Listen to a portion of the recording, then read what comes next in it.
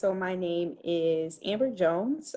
First, I am an alum of the University of Minnesota. I graduated in 2015 with a Bachelor of Arts in African American African Studies, and I also minored in political science.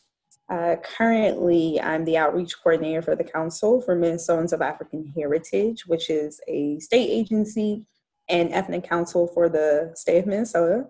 And I've also been a part of community organizing work in the Twin Cities for just under a decade.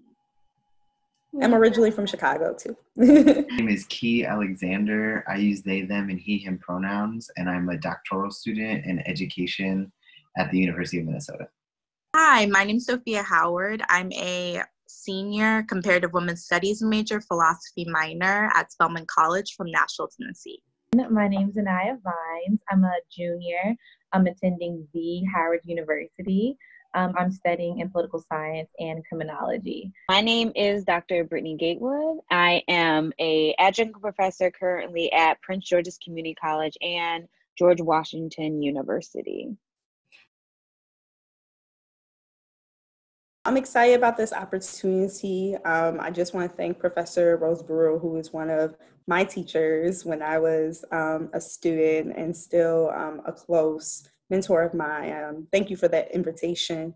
I'm excited to continue to have conversations with people across the country, particularly about the work that is happening in Minneapolis and in the state of Minnesota. We're in a movement moment right now where a lot of eyes are on us. And this is not the first time that we've had some attention like this, but on this level, it's very new for this current moment. And there's a lot to learn. There's a lot to share. And there's a context and there is a history. We did not just arrive here out the blue. There are a lot of things that led us to this space, into this moment. And so I'm excited to have that conversation with other scholars and activists and organizers across the country so that we can learn from one another, people can learn from us, we can learn from them so that our movements can be strengthened. I also did a discussion with a group in Chicago, literally the day that George Floyd's memorial in Minneapolis occurred, and literally left the memorial to have that conversation, and just being able to really be able to build with community organizers in different contexts and different metropolitan areas, and to be able to see the similarities and the differences, but be able to learn from each other was very nourishing. It was in a very intense situation at that time. And so being able to continue to do that work and be able to support each other and be in solidarity with each other is really why I'm excited for this event. Always super excited to learn about people's experiences from different parts of the country. As someone who haven't spent tons of time in Minnesota, I moved here for graduate school. So I really just learned so much that different communities and different regions have a lot of different considerations for the work that they do. So I'm really excited to hear about people who are doing similar types of work but in different locations to see how that resonates in their communities. I'm also just really excited to get a group of, mostly Black scholars to kind of talk about the issues that are happening both within the academy and in our communities. That's really exciting to me to see the way that people bridge their scholarship and their activism. Excited because I've never participated in a teach-in.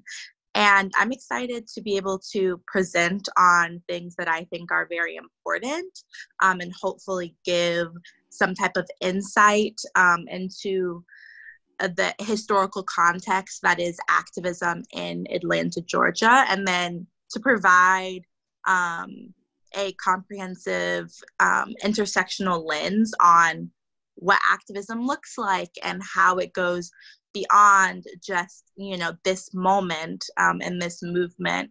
And I'm also really excited to hear from the other two cities about activism and their prospective social spheres and see how the three cities are overlapping, how we can learn from each other, and to be able to engage with other people about these important topics.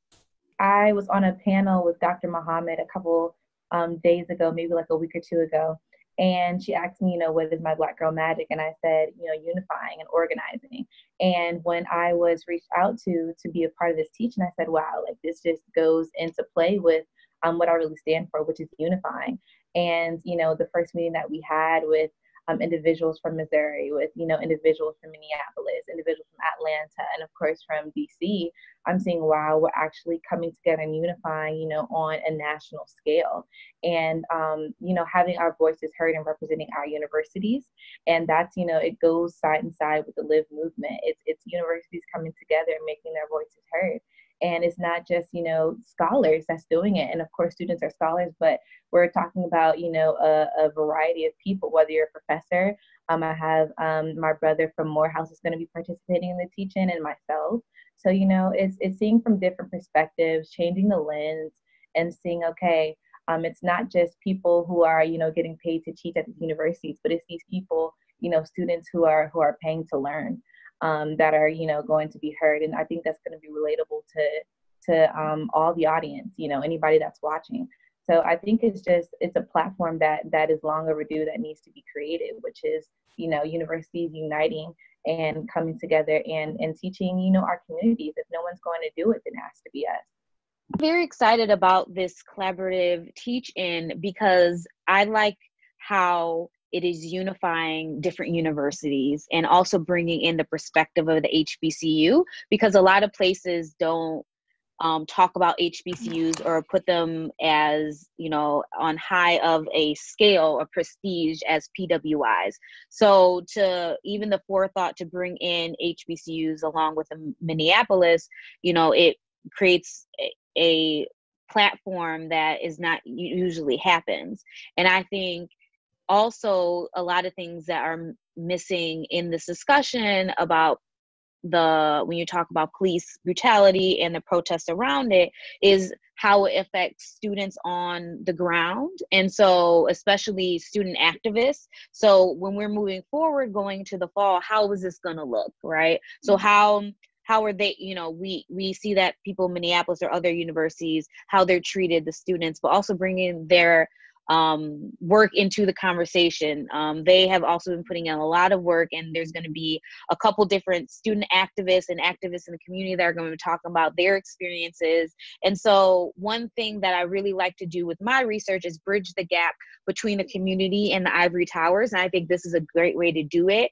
And so that it's not just a conversation about academics, it's a conversation with activists, with student activists, and that we are not apart from the community that we live in. We just don't walk into the ivory towers and lose the fact that I'm a Black woman. I can't lose that fact. And so actually centering and bringing together activists that are on both sides of the coin, I think is a very important thing to do.